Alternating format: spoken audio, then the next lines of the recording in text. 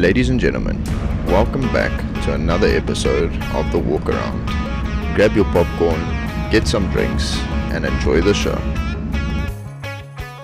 Alrighty, what's up guys, and welcome back to yet another episode of The Walk Around. And today we have possibly one of my favorite bikes out there, and it is for good reason, which I'll definitely get into a little bit later on in this video.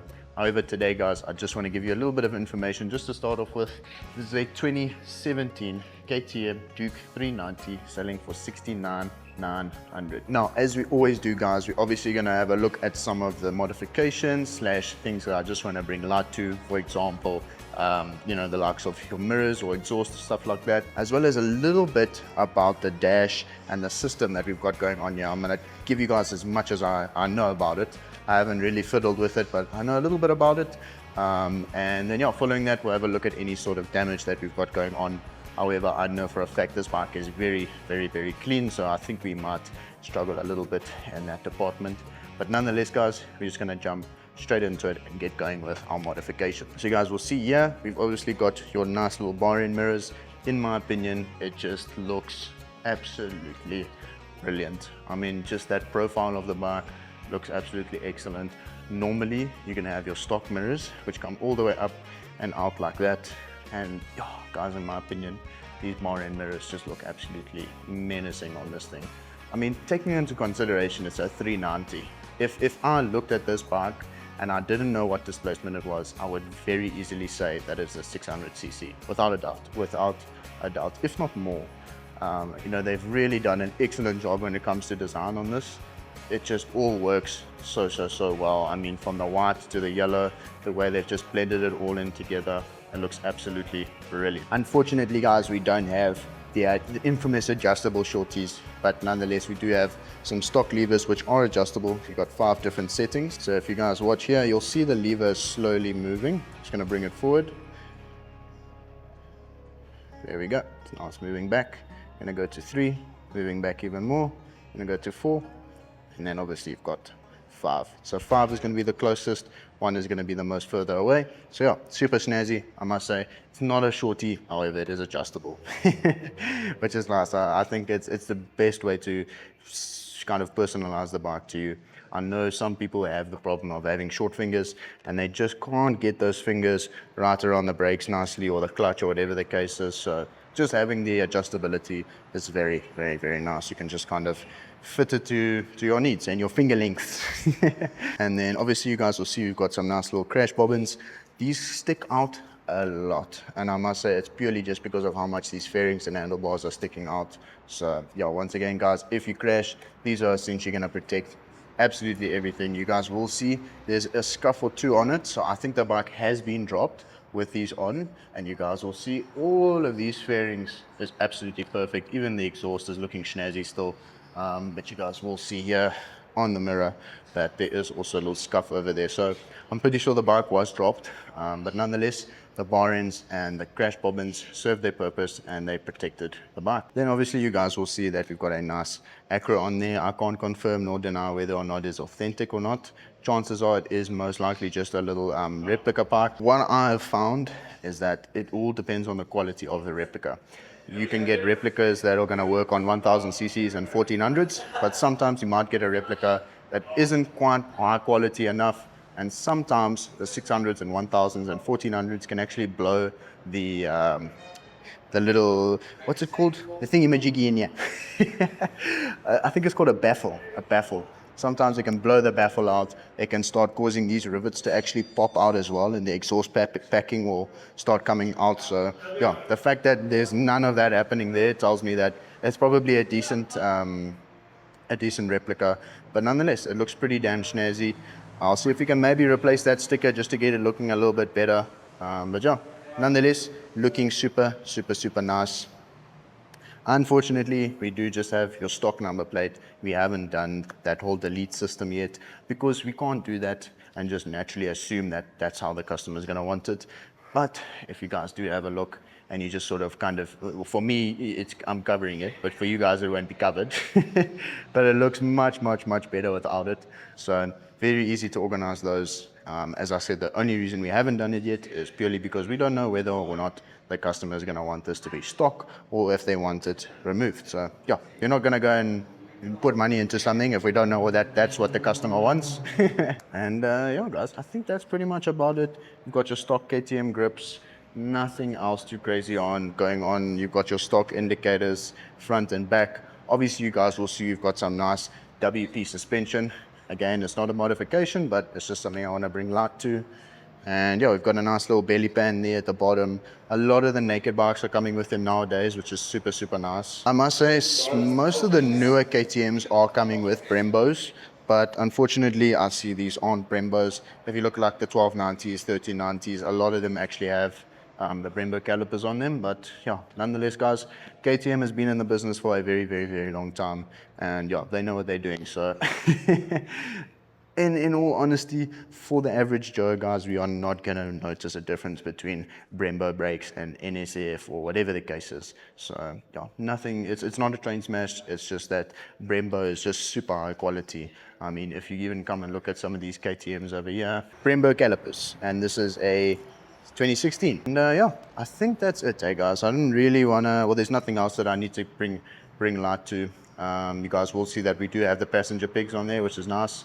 One of the things I love about these 390s is that this rear seat, you don't need a rear seat cowl because it just looks so good as is. And then you don't have to worry about, you know, let's say you go out with your buddies and his bike breaks down and now you don't have a rear seat because your rear seat cowl is on. You know, now what you're going to do? You can't nut to button, bro. So yeah, it's just super nice. I appreciate that. You know, they go the extra mile to make sure that this thing looks nice, stock, and you don't have to go and get that rear seat cowl. And then last but not least, you guys will see that this was probably used by some sort of content creator purely based on that little GoPro mount there. So yeah, chances are there's some footage of this thing being ridden out there. And I think this exact bike, if I might be mistaken, but I'm pretty sure this is the exact bike that I reviewed. So this is actually a bike that we sold a while ago, but it's now come back to us. Customer is selling it again.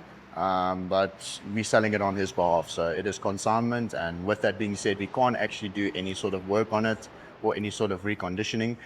But as you guys can see, this thing is in really, really, really good condition, other than a few scuffs here and there, which I'm going to jump into right after we have a look at the dash. So beautiful, beautiful TFT display, and there's a lot going on.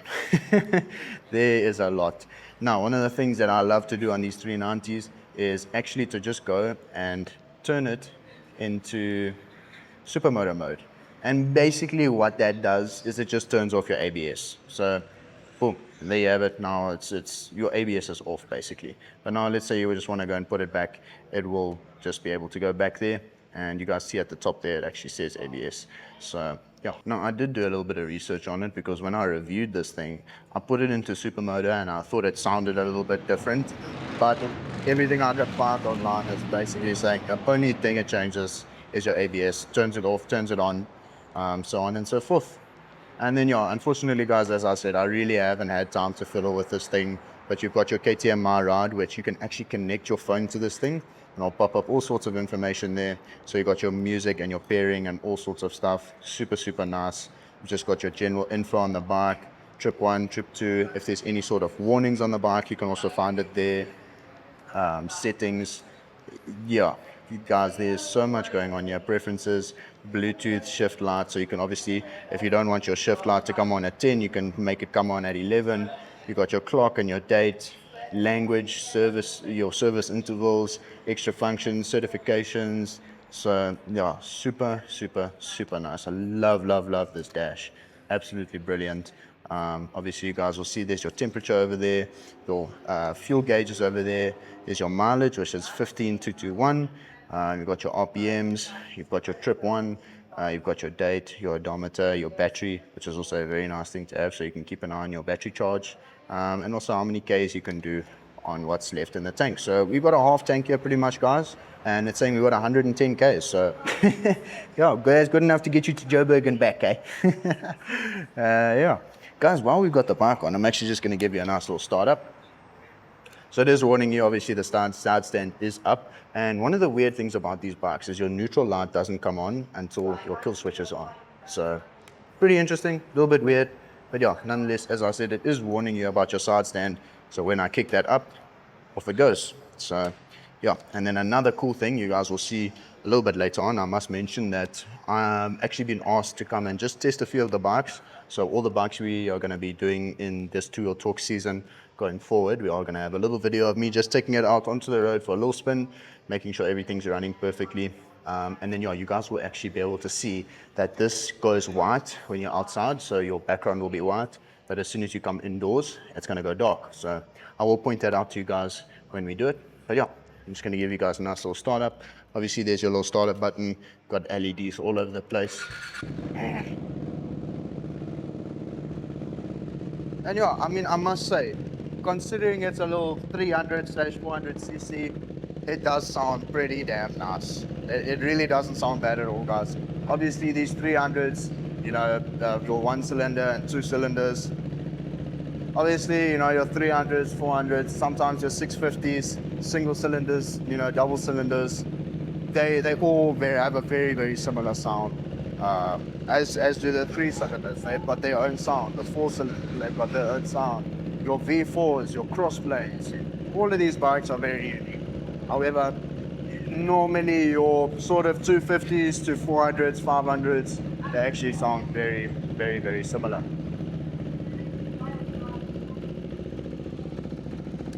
Yeah, I'm not gonna rev it up or anything because we are gonna take it out on the road. But yeah, let me just show you guys any sort of damage that I can see. Obviously the main thing we're looking for is stuff that's gonna affect the performance of this vehicle, or bike, should I say. However, I'm 99% sure there's none of that going on. As I did mention previously, guys, you got a little bit of scuffing there on the crash bobbin, obviously just serving its purpose. Same thing with our bar end mirrors, and you guys will see here, just on that lever, a little bit of scuffing, probably from when it fell. On this side, we're looking good, eh? I don't think, no, definitely not. If this bike was dropped, guys, you would know for a fact, because there would 100% be damage on that crash bobbin, and there would 100% be damage on that bar end. So yeah, this side of the bike, absolutely perfect, nothing going on. However, on this side, as I said, guys, it's just been dropped. So yeah, no major damage. The protecting accessories are doing their jobs. And yeah, guys, honestly, that is the only damage that I know of on this thing. I've given it a real good look. The only other thing I can notice is just this little bit of wiring sticking out here at the bottom. But yeah, we can easily get that sorted out. But yeah, other than that, guys, really, there's nothing major at all. It's quite literally just that one side of the bike. Chain and sprockets are good, guys. We're not missing any sort of teeth or anything like that. I did have a look at it prior to this. So yeah, guys, that's pretty much it, eh? So we're just going to give it a little start. We're literally just going to go down the road, run through the gears, feel the clutch, feel the brakes, and make sure everything is all snazzy. So apologies if you guys can't really hear me. My microphone is on my chest. So yeah, I'll just scream and shout. I did say in the beginning of this video that these 390s are my favorite, well, some of my favorite bikes. And it purely comes down to how fun they are to ride, how easy they are to ride, and how beginner friendly they are. Now, with that being said, I've been riding bikes since I could pretty much walk. I've been riding sport bikes and road bikes now for the last 4 years roughly, and I can still have an absolute blast on this thing. And that's purely why I love this thing so much. All right, now, watch the dab. Okay, maybe give it some time, it'll go away. Oh, there you go. I was looking for the car. But yeah, super cool, absolutely love it. These things can wheelie, however, I'm not gonna wheelie it.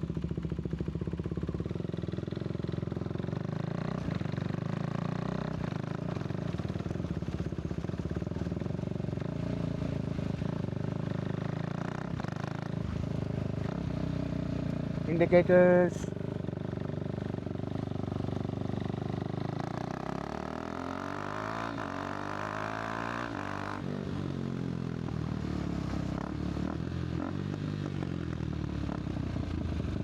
Alrighty, and literally just from that test ride, guys, I know all the gears are working. First, second, third, fourth, fifth, sixth. So everything is working in terms of gears. Clutch is fine, it's not slipping or anything like that. I'll even show you guys. So if your clutch is slipping, when you're letting it out, the bike will actually jerk. But you'll see, I'm letting the clutch out and it's fine. So clutch is fine, gears are fine, brakes are fine. There's your rear brakes. And yeah.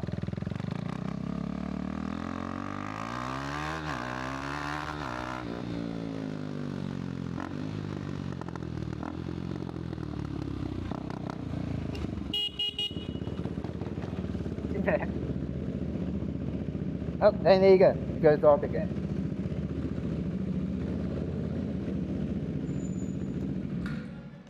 Absolutely snazzy. Snazzy, snazzy, snazzy. I love these things. And as you guys can see, these things pull pretty damn hard. They're not, as I said, they are beginner friendly. But as I also said, as a experienced rider, I can still take this thing out and have an absolute blast. I'm actually losing my voice. And this is only the third video. I've got about I don't even know how many more. I got a lot of videos to shoot today, guys. So yeah, apologies if my voice starts sounding a little bit worse as we go on. But yeah, nonetheless, absolutely love these things. Yeah, absolutely love them. Nothing but good things to say. Yeah, just an absolute blast to ride. And there you have it, guys. If you guys have any sort of questions, just drop them down there in the comments below and I'll get back to you as soon as possible. Otherwise, guys, that's it from me today. Hope you all enjoyed it and I'll catch you guys all in the next episode. This was episode 13. Yeah, just had to put it out there.